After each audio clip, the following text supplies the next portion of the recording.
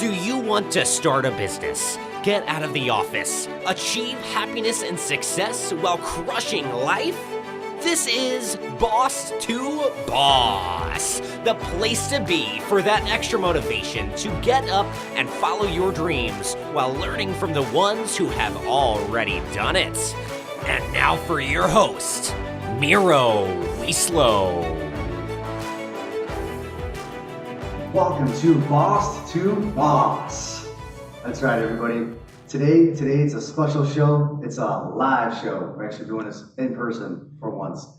I think the guest today, he's a master networker. He provides a mastermind, which that's another way to put it, right? Where I initially found Travis Chappell. Build Your Network is the podcast, the brand. The brand is Travis Chappell himself, and he's here. You can follow him everywhere. Travis Chappell, Instagram, Facebook, his website, buildyournetwork.co. So that's C-O. It's actually now just switched as of 2-3 days ago to travischappell.com. So you officially changed it? Everything's officially Okay, so it's Travis Chappell, and that's Chappell. Yes, sir. Because there's numerous ways. So travischappell.com. Super excited to have him here. He was actually the first ever guest of Boss to Boss about a year ago. The episode released April 15th, but about a year ago, we pre-recorded it, we talked about it. It's super exciting to finally be here a year later. It's crazy, man. When you told me it's been a year, I didn't believe you. I was like, no way. It had to have been like August or September or something. But yeah, it's nuts. It's been a year. That's awesome. You made a ton of progress in that time. Yeah, I made progress, but you made progress too. Oh yeah, for sure. I almost feel like I piggybacked, as you were exploding and getting bigger and bigger, I was right there. I was like, all right, let's see what I can do. Let's see how I can team up with Travis, help out, be there for him, and vice versa. And we're actually at 10X Growth Conference. So it's the one in Miami this year, whereas last year was in Vegas, and that was the first time we met up in person, right? Yeah, it was. Yeah. First time in person, for sure. Yes. I did your mastermind group, and that's where we had that 3 or 4 months before. Yeah. And that was when I had to call everybody, sell them on the phone to get them a mastermind. It was the first one I ever held. I think I included a ticket. No, I didn't. No. So we were raffling off 2 tickets to, I think it was 10 guests you had. Gotcha. You're capping out the mastermind at 10 people. That's right. And you had 2 tickets to raffle off. Yeah. And I was probably, who was the hardest sell? Was I the hardest sell? You were the hardest sell, yeah. You and Zach. Yes. You and another guy named Zach. Zach Hesterberg. Great guy. He runs a podcast as well. Yeah. Do you want to take me through the process of what it took to sell people on, starting up a mastermind program and you didn't really have too much else. You had your business, you had a very successful water business, you had people working for you, you had a successful podcast at the moment happening, but it was happening as we were talking. You had big names, but you weren't anywhere close to where you're at now. So how did you even think you were going to sell us? That's a good question. Looking back, I asked myself that question. Well, I'm point proven. You said I was going to cap it off at 10, and that was my goal. And I had 6 people total in that mastermind. If you remember, I said I'm going to cap it off at 10, and I could only get 6 people to join. But it was a start, and now there's 27, I think, in the current one. Part 3. Yeah, the 3rd mastermind now for all of 2019. But yeah, I started just getting on the phone with people, and that's a good question. I honestly don't know why I thought I was going to be able to do it, but I have a very extensive sales background, lots of door-to-door sales, so knocking for solar alarms and then water purification, and recruited, built sales teams, and managed and trained and all that stuff. And so if I was confident in one thing at the time, it was my ability to sell. Okay. So I was always, I could sell, wasn't great at marketing. So the last year and a half has been a lot of focus in how to get better at content marketing, so that I can get more people on the phone so that I can sell them to more things. So at the time, it was just confidence in a previous opportunity that I had done well with. that brought my confidence into the next venture. That I was it was just like, hey, either way, I know if I get on the phone with a certain amount of people, I'm able to sell a certain amount of people. It's crazy how your sales technique has changed now to back then. Because now you're selling on everything that you've already done, the network you have, right? Build your network. Well, I sell a different product now than I sold back then. Like back then, I was trying to sell sales training.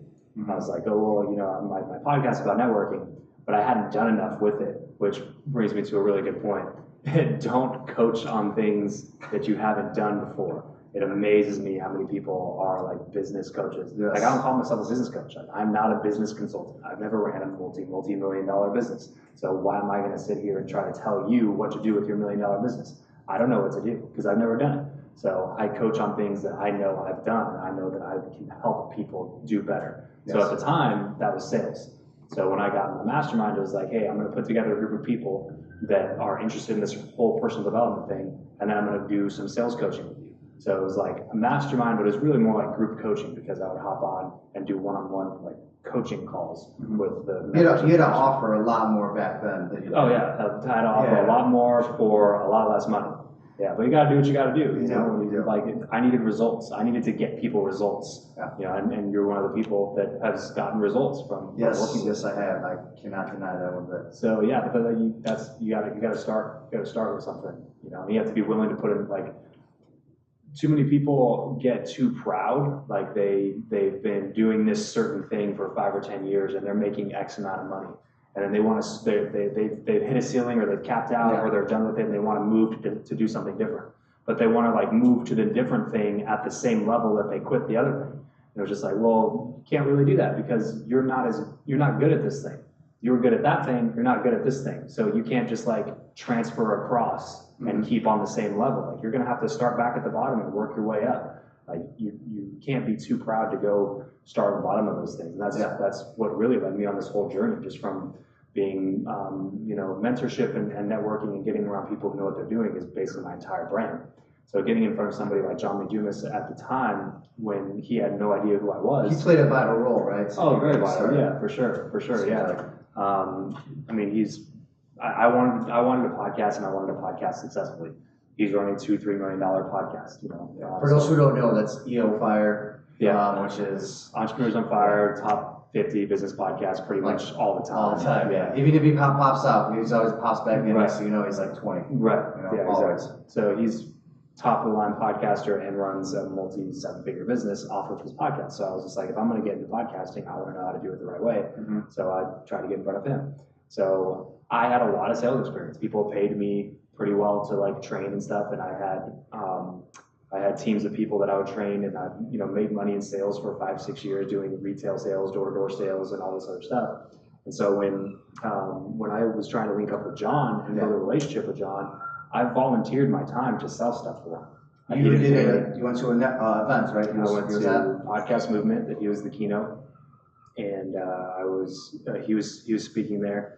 And I just volunteered to work his booth for him and sell journals for him for 3 days, 8 hours a day.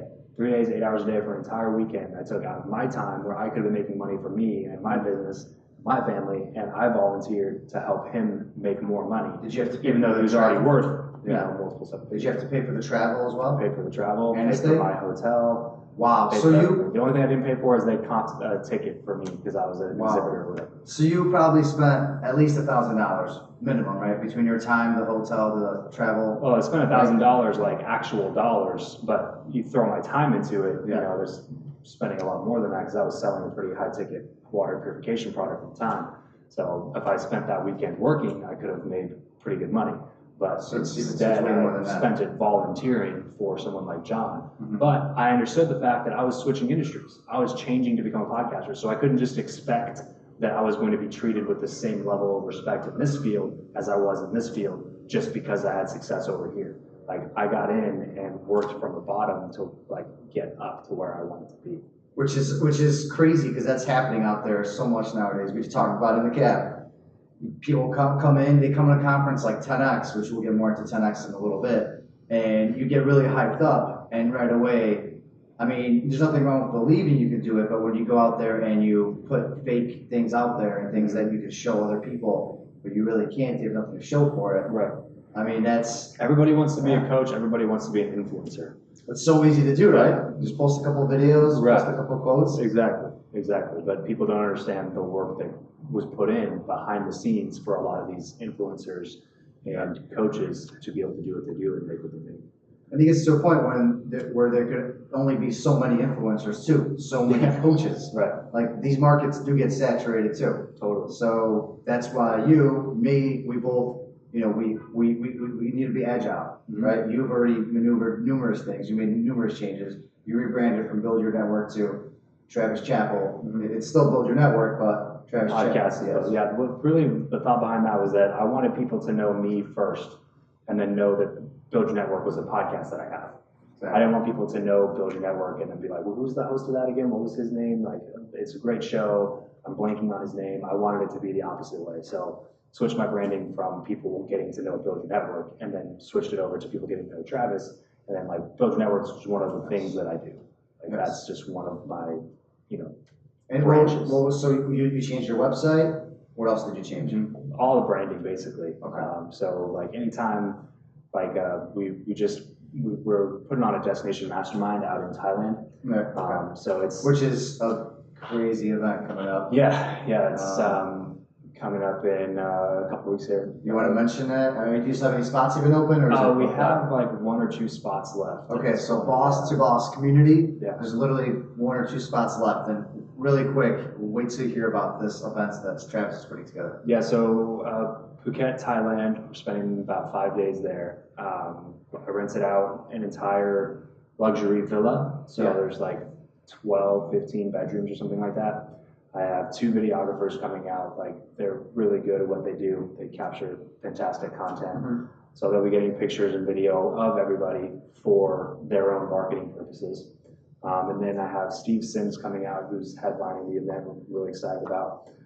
Steve's the real life Wizard of Oz. He's an amazing dude. Has an incredible network, one of the best networks of anybody that I've had on my show. Yeah. I've had some good people on. His network is out of this world. We had him on as a guest. And for those interested in Travis's mastermind group, Steve Sims is one of the guests that we got to interact with for one of our calls. Yeah, one of the Q&A experts. Yeah, Steve came in and did a whole Q&A with everybody. So he's going to be one of the, he's going to be really like the headliner of the event. He'll be teaching on the art of making things happen because that's what he does.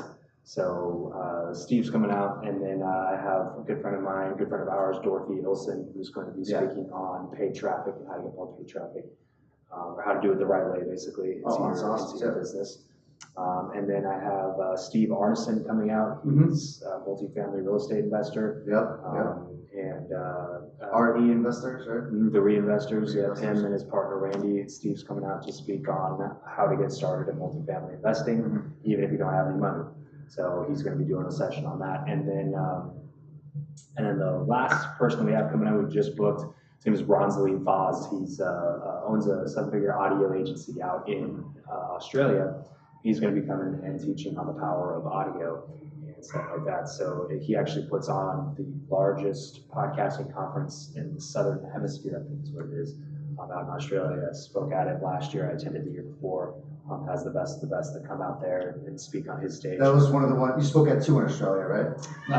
No, Was I spoke at just the one. Well, I attended it the first year. Okay. And then the second year I went back, I spoke. You spoke at it. Okay.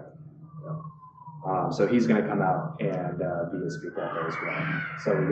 So we got four main speakers that are going to be headlining the event, and then we have hot seats throughout the whole time, so everybody will get a chance to sit in the hot seat for about an hour. Oh wow! Everybody with the there. speakers there? With the speakers So there. you actually get the speakers to listen into what is going on with you And how you can multiply your business and do better with your business. Okay, that's like a selling point right there. It's a huge benefit, yeah, for sure. Yeah. But the coolest thing about it is that it's not completely scheduled out, because my idea, like, really it's just an excuse for me to travel somewhere. Like, I like to travel. Hey, that's why I'm here in Miami right now. Like, yeah. It's a conference and all, and I love being at these things. I love being around individuals like you, especially people like that. But, it is an excuse to get out of here. Yeah. To get out of for me, it was Chicago, so it was negative 20 below. But for you here in Vegas, it's not as bad. No, it's just an excuse to travel, go see a new country, a different country I haven't been to. I like doing that kind of stuff, and I like adding to my country count every year. But this way, I get to go do that with a bunch of like-minded people that I brought out with a couple of speakers that I want to spend more time with as well.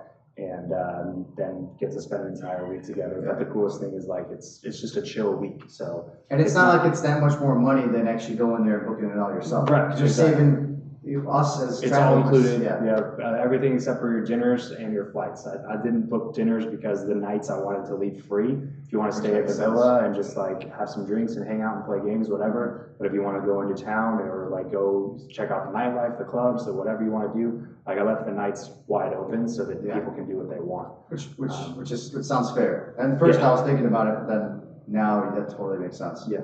I want it to be more of a chill environment. The event's called Cool People, Cool Places, just because that's my heart behind Have you trademarked that yet? I have not. No. So don't get any ideas. Cool people, cool Yes. places. You heard it here on Boss to Boss Live. So cool people, cool places. My thought behind it is just I just really want a bunch of cool people at a cool place. It's not really content. It's as simple as it sounds. It's awesome. It's just not content driven. My stuff is connection driven, people driven. If you get in a room with 10, 12 people, you're gonna get to know a couple people. If you get in a villa with 10, 12 people for 5 days in a different country, you're gonna build some good relationships. And that's it. Go ahead. Yeah. So that was it. So that's kind of to do a full circle here. That's how you sold me. Essentially, in the first ever mastermind a year ago, or it's been more than a year now, but because you mentioned to me the people, you're like, oh, look at these people I interviewed. Look at what's happening. Or look at what might happen. Look at this 10X conference you might go to, which I ended up going to because I got the ticket. So you sold me on the greater idea of what could happen, what might happen, the potential. And it's at that point when you look at it, yes, it is a few hundred, maybe it was 1,000. I can't remember exactly what it was at that point. The mastermind? Yeah, the first one. Yeah, I think it was 1,200 for 3 months, but it also included that ticket. Which included that ticket. And an in-person mastermind. And an in-person at his house, yeah. So at that moment, to me, not being a spender of that kind of, that kind of thing was a lot, but you sold me on the future and what could be, and now I'm over here hell yeah, it's like being an early investor almost, so to speak. And you had to more tell me the idea of what could happen, and not like the coaching didn't sell me. Maybe it sold a few people, but for me, I don't look at coaching as coaching is coaching. Right. And that's a good moment here to throw in it's a good sales lesson right there, because the other person that was most difficult to sell was Zach. And he wanted the coaching. He wanted the coaching. So it's all about listening, to the prospect and discovering what's important to them. Yeah. But anyway, just to throw that out there while you're talking, but go ahead. No, that's crazy. The fact that it's been a year, what would you say since last year and now this year, how have we grown? What would be your biggest take over the past year from where you're at there and where you're at now? How do you go about things differently? That's a good question, man. Really, last year for me was a big kind of discovery year. Mm-hmm. I didn't have one income stream that heavily outweighed all the other ones. It was really three really main income streams, mm-hmm. and they were all really about the same type of income. So coming into 2019, I was just I'm chasing 3 rabbits here. I'm not catching any of them. And it was water, real estate, and podcast? Podcast, yeah. Okay. So water, business, real estate, flipping, and a podcast. Mm-hmm. And so I couldn't go all in on any of them because I was doing all 3 of them. And so in September, I walked away from the water business. In December, we put up our last flip on the market. We still have two other properties that I'll be selling in the next couple of months. Yeah, but those were rentals that we've had for a little while. Got it. Those weren't flips. And then this year is really changing my focus from trying to blow up 3 things at once and bringing it back into focusing on blowing up one thing and then building off income streams after blowing up the one income stream. So And that one thing is podcasting. So now, and that's why I started the show from the beginning, was like, I wanted to do this full time. Like there's 3 types of freedom, right? There's location freedom, there's time freedom, and there's financial freedom. And true freedom, I think, is a combination of all 3 of them. If you have 2 of them, but not the 3rd one, like if you're financially free and you have time freedom, you're stuck in a location. yes, Right. And Yes. like I said, I like to travel. I've been to like 35 states of the country and 27 countries now. So I like to go out there and like see things. And when I was doing well in door to door, I was making good money, and I had free time because I'd only work like 3 hours a day. I was doing a year-round program, for those of you who know the door to door industry. I didn't do any summer programs. I was year-round, so I'd work like 3 hours a day. Just every night when people would get off work, I would go out and work. Oh, that's how you did it? Yeah. What about the from weekends? 5 o'clock to 8 o'clock. How does that work? I didn't even work weekends. No. Like, well, sometimes I did. If I was trying to like hit a bonus or something, I would go out and work on a Saturday or something. But I would work like Monday, Tuesday, Wednesday, Thursday. And then like Friday, Saturday, Sunday, I did whatever I want. And then Monday, Tuesday, Wednesday, Thursday, from like 8 a.m. to 4 p.m., I did whatever I want. See, being in sales isn't that bad with that kind of flexibility. Yeah, right? and it allows you, and being like 22, I was You're right, I was really having a good and time. it allows you to do now this next thing, which is the podcast, and now look where you're at a year later, or 2 years. It's almost gonna be almost 2 years since you started, though, right? August, so a year and a half. A year and a half. Okay. But yeah, so I had the time freedom and I had the financial freedom, but I couldn't go anywhere because if I went somewhere for a week, I didn't make any money for a week. So I could, like, I was, smart enough to figure out that if I knew I was going to be gone for a week in 4 weeks from now, then the 3 weeks leading up to the week that I was going to be gone, I would just work a little bit more and make up for the production. But that's still not true location freedom. I can't just go be gone and still make the same amount of money. And still work So I was remote. like, how do I do all 3 of those at once? And then that's kind of when podcasting came up. So the goal from the beginning of starting my podcast was like, I want to podcast full time because I want all 3 of those. I want time freedom, I want location freedom, and I want financial freedom. Yes. So now coming into this year, in 2017, I just invested a ton of money, time, and energy in the podcast. I think I made, like $3,000 that year on the podcast. You're talking just revenues, right? Yeah, yes, in 2017. So it was a total loss because I invested, Oh yeah. a good amount of money getting it started. Probably $15,000-$16,000 in terms of coaches, masterminds, website, all that kind of stuff, because I really was trying to blow it up. And then I brought in revenue like $3,000.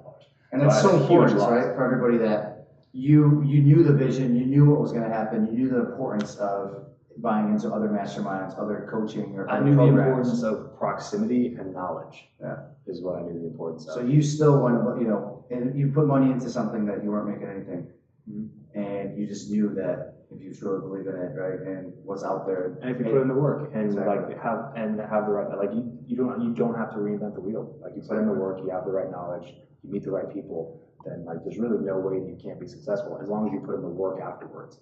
So a lot of people will meet the right people and get the right knowledge and then not put in the work, and then they're still in the same spot 6 years later. So you have to meet the right people and get the right knowledge and then implement what you learned in both of those settings, then there's really no way that you can't, Yeah. I mean, it's, come a long way, and it's crazy that, so you almost had a vision, right? Like with the podcast in the beginning, that you wanted to get these things, right? You wanted that flexibility, that freedom, the time freedom, the location, being able to travel. And now with this cool people, cool places, that's like essentially that everything in I want. action. Right? Yeah. This all makes sense now. Right. That is crazy. Right. Like That's literally what it I didn't is. even Like, think about that. I wanted to be gone and still make money, And still enjoy something. Right. And still enjoy something with other individuals that are there to do things you want to do as well. Same mindset, same kind of drive. So that's awesome. And kind of like to take it back to where we're at now. As you might see in the video, our beautiful view. I don't know how much you can see of it with the sun, but we are here in Miami. We're overlooking the Bay Area. South Beach is literally right here, and there's Miami City. And this is where 10X was. So 10X officially just finished. We just got out of it. We're super pumped, super excited, because that's how you're supposed to be, right? When you get out of 10X. I mean, yeah, the energy is great. You definitely come out, but you got to also be kind of real about it, right? You got to be able to control that energy and not just go crazy all at once, because then, you're going to go overworked, overwhelmed, and nothing else is going to happen. Yeah. How did you feel? I just kind of want to reflect, at least on the show. How did you feel about the show this year compared to last year? And then sort of what was your main takeaway, your favorite part of it? Yeah, I like Grant's stuff. I know Grant's a controversial guy a lot, but I really like as much as I like the way that he thinks about business. And the 10x Rule is a fantastic book. I think that's one of the first things that I ran into. Or no, I think Facebook actually was the first time I actually got exposed to him. Was like a Facebook live that he did when he was doing the Cardone Zone. So then I downloaded the podcast and started listening to the podcast, and then I got the 10x Rule. But anyway, the foundational principle of his entire brand, 10x, like it just, to me, it just makes sense. Like I'm a big numbers guy, so it was the same way knocking doors. Like I just knew my numbers. I knew that if I knocked on X amount of doors, that I could talk to X amount of people, and if I talked to X amount of people, that I was going to be able to get in the door of X amount of people, and then if I got in the door, I was going to sell this many people, and if this many people would like stay true, get it installed, and all that good stuff. So like all you have to do is like keep pumping into the front end, because those numbers are gonna, like the law of average is gonna hold true. Just like Jim Rohn says, you do something often enough, a ratio is going to appear.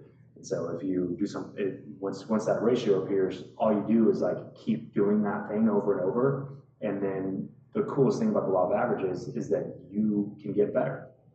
So if you're only closing at 10%, then you keep funneling people in. Like if I'm closing at 10% and I talk to 100 people, that means I'm going to close 10 people. You know what I mean? If you're closing at 20% and you talk to 20 people, you're only going to get 4 people. So all I got to do is outwork you a little bit. But during that time when I'm talking to all these people, what's happening? I'm improving. I'm getting better. I'm working on all the skill sets to be able to close. So now I'm not closing at 10% anymore. Maybe I'm closing at 15. Maybe I'm closing at 20. Then I get up to 25. Then I get up to 30. So now if I put in that same work from the beginning, I talk to 100 people. I'm not getting 10 anymore. I'm getting 25. I'm getting 30. So like I just like numbers like that. I've always been that way. So when Grant gets up and talks about the 10x rule, it's just a numbers game. It's all about the numbers. Like you want this result, then you need to put in the 10x effort to get that result. It's not necessarily like getting the 10x result. It's the 10x effort to get the result that you're looking to get. So if your goal is $1 million and you know that you got to put in X amount of dollars in ads this year, try to 10x that if you can, and like blow up that huge thing revenue. I think one of the biggest takeaways for me for the event, I love the event. It was definitely different than last year. Definitely different. First time it was out here, right? Usually it's Vegas every year. Actually, I think you're right. I think the first one was in Miami. I'm not sure though. The second one was in Vegas, and then this one was here in Miami. I'll say this: it was not my favorite event ever, but it was the most impressive event that I've ever been to. It's very, very impressive. That's a good way to put it. That's actually. I was trying to think of the perfect word. It was definitely massive. I mean, do you really expect anything less from Grant Cardone? Right. From him flying in from an airplane, parachute, from a parachute, to seeing Snoop Dogg, to seeing Little John perform, and then the speakers. That's true. It was impressive. It was very impressive. Like I've been to some other events that were like that. I'm more, I don't know what the right word is, vibed with, I guess. Exclusivity, maybe. Yeah, I guess. That's how I felt. And more curated towards connection is something I would have liked to see a little bit more. But either way, a magnanimous type of event, and it's cool to come to these things every once in a while too. It just, if for nothing else, to just expand your mindset, just to think bigger, like to think, wow, he filled up a baseball stadium with people. It was that's just incredible. 75, 80. It's just impressive. It's just incredible. So I think one of the bigger lessons that I took away is that he was talking about, it was actually Grant that was speaking, so it was a lot of amazing speakers, and I really liked all of them actually. But it was Grant that was speaking. He was talking about when you set a goal for yourself, don't lower the goal, hit the goal. And he was like, I don't care what it takes to hit the goal. You need to hit the goal, which was weird to me because he's definitely about making money, about profit. right? About like bringing in profit. So not just revenue, but profit. But he talks about when you're getting started, how important it is to hit those goals, regardless of if it's revenue or profit. What So if meaning it's- like gross or net. So what if it's like not a year, you do it in 2 years? So yeah, so like, not necessarily like expanding the timeline. Okay. He's just saying like, if you set a goal, so like, let's say you're gonna set a goal for a $50,000 a month or whatever by the end of summer. And you have an ad running that, you know, isn't breaking even.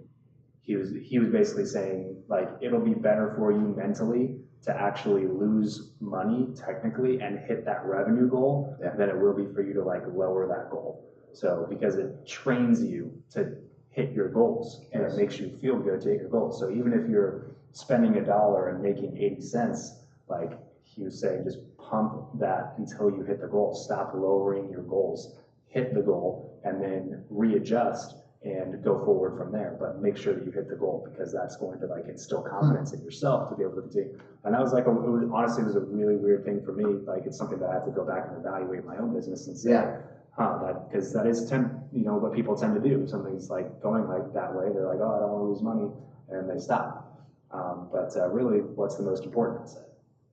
Time, not money. You know, so if I'm going to lose a few $1,000s to build huge confidence in myself and learn a good lesson and increase my follower base and my list and my marketing ability, then maybe it's worth it. You know, it's not just about the money, but all that stuff is going to bring more money in the long run. So I thought that was a really interesting point. It's not something I've ever heard from anybody before. I wonder if he's mentioned that before. I feel like maybe in one of his books or something. I know that he talks about exploding your revenue when you're first starting, because that's something that he regrets not doing. Is he spent 20 years like traveling around and working by himself with just an assistant. Just an assistant. That's great. I didn't even know about that until you mentioned it today. Yeah, and that's wow. Yeah, because he was worried too much about the profit and like, I don't want to lose money. I don't want to lose money. That he was going to have money at that time, and not long term. And now he is 30 years later. And yeah. Well, no, like 10 years later. Wait, like he did this for 20 years with him and an assistant. And I meant like 30 years later. Oh, right, from the beginning. Yeah, right. So yeah, I thought that was a really, really interesting point. It's unconventional. You know, it's a very unconventional way of thinking, especially for business people. You know, especially for you as a CPA. You know, because you want to make sure the bottom line is the best, right? Right. Exactly. And it's something about profit, not revenue. I feel like it's something I heard from him, because I do that a lot. Like we're still reinvesting everything. We're making sure our numbers are growing. There's times over the winter with my business that I still took jobs, I still paid for leads that I knew we were going to break even on, for example. But we did it just to keep busy, just to keep hitting our goals, you know? Right. So, and it worked. I mean, it worked. It definitely made us feel better. It kept everybody happy because there was work. Better morale, better culture. Yeah. It's very interesting. It's something, like I said, that's not really taught a lot. You don't hear it a lot from a lot of people. So it's something that I'm not interested in. It's a kind of implement in my business on a small scale at first, and then kind of blow it up a little bit more. But I thought that was a really interesting point. Well, that was a lot of content, a lot of good stuff. I can't believe it's been a year, year anniversary episode pretty much since almost the podcast launch, and Travis being the first guest. And since we kind of switched this round up since you did the first time we did this thing, we're going to actually bring it on to our listeners' favorite segment of the show. Welcome to the round with no name, because they're all taken. So, there's not too many questions that change around, but I'm going to throw them at you. You don't really know what to expect, but here we go. Number one. This is a very serious round, by the way, very serious. How do you feel about socks and sandals? I think it depends on how you wear them. Like if you're just wearing them around town, like that's a no. But if you're gonna go like to the gym and you don't want to get your like basketball shoes dirty on the asphalt, then yeah, socks and sandals all day. You don't think that you drop a weight on your shoe and it's just like... No. Like when you get to the gym, you go to the locker room, you put your shoes on. Oh. But like I wear socks and sandals when I go to play basketball or when I go to the gym sometimes, because I don't want to get my gym shoes all black and dirty on the asphalt and stuff like that. So I'll carry them, but I don't want to just wear sandals and like put on socks and shoes at the gym. So I just put socks and put sandals on. And then after the gym, I'll wear sandals just because it's easier to put them back on and I don't want to wear them. You really took that question and just broke it down to like another level. Like, It's intricate, bro. like seriously, I feel like I'm speaking with someone that was just at 10x. I mean, you took that question and broke it down for us. I mean, wow, talk about going above and beyond, Travis. That being said, my favorite comments: how do you drink your coffee? Black. You know what they say, right? You know what they say. What's that? According to a HuffPost study, if you drink black coffee, which I do, so I can say it, but you show psychotic tendencies. Really? Yeah. That's interesting. So I could see that. yeah, I mean, yeah, I can see it too. If you had an unlimited amount of money right now, and you could start up any business you want, anything, but it can't be your own, what would it be? It can't be my. Oh, it can't be the one I'm. It can't be what you're doing. Got it. Unlimited money, probably film production, like big budget movie production. Nice. Yeah. Would it be called? If it was Travis like a Chappell smaller or amount of whatever? money, it would be called Travis Chappell. Yeah, it would be Chappell something. Yeah. I love it. If it was I love smaller I amount love of it. money, it would be like a. Let's get a cigar GoFundMe lounge. page going right now. GoFundMe page. Yeah, there you go. For the Chapel something movie, right? Yeah, small amount of money, cigar lounge and whiskey bar, like not together, but so like it would be a building, and then one side is cigars and one side is like a bar, and then in the back I would just have a big studio for like podcasting and videos and stuff like that. So Oh, I wow. could bring in like big name guests and bring them into the cigar lounge, get them Mhm. a cigar, a drink, and then bring them back to the back. Well, you know what? I mean, this is technically the Cigar Box Lounge because after this podcast video, we could sit, True. get some whiskey, get a cigar, and enjoy the view. So That's true. It this is is a like pretty spectacular view. it's like into working. The sunset, if you can't see on video, the sunset's pretty incredible right now. It's coming in. It's coming in hot. What is your favorite movie? That's a good question. I can't say one is like my absolute favorite, but one that comes to mind Yes, in like so top 5, probably The Departed. Mhm. You have seen that one? Oh yeah, Oh, yeah, it reruns all the time. yeah, So it's one of my favorites for sure. it's up there for me too as well. Yeah. It is. Craziest Solid twists, choice. biggest stars, Solid like choice. crazy movie. What is the one country that's number one on your list that is going to be the hardest for you to get to?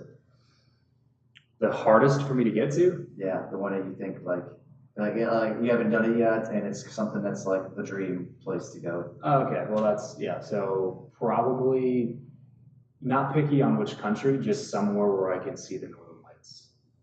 Okay. Somewhere like Norway, Sweden, Mhm. Finland, Iceland, somewhere like that, or maybe like northern Canada, like somewhere where I can like have a really awesome view of the Northern Lights. That's what I want to do. And let's say you were traveling to one country on your journey and excursion throughout your life, and you get caught by Somali pirates.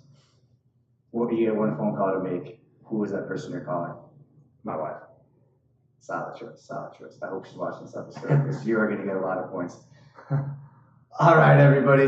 That was the end of that round. You survived. I survived. Steve, the producer, did not come at us with anything. You were within 5 seconds of every question being answered. So, yeah, man, it's been a pleasure having you on. Everybody, once again, it's TravisChappell.com now. It's .com. It's actually Chappell. TravisChappell.com. He had .co for the longest time. So, Yeah. yes, TravisChappell.com. And that's Chappell, Chappell. And also Facebook, Instagram. Those are like the main two, right? Travis Chappell. Or you can search for Build Your Network, hashtag it. That's if we look for a podcast, Build Your Network. Just start typing in a BU and it pops up instantly. I mean, it's everywhere. It's a top 50, top 20 podcasts at a point, right? It pops up every once in a while. Yeah. At one point, I think you hit episode. like 20 or 30, right? 20 something. Yeah, 20 something. I think the highest I got was like 18 on the business. That's crazy.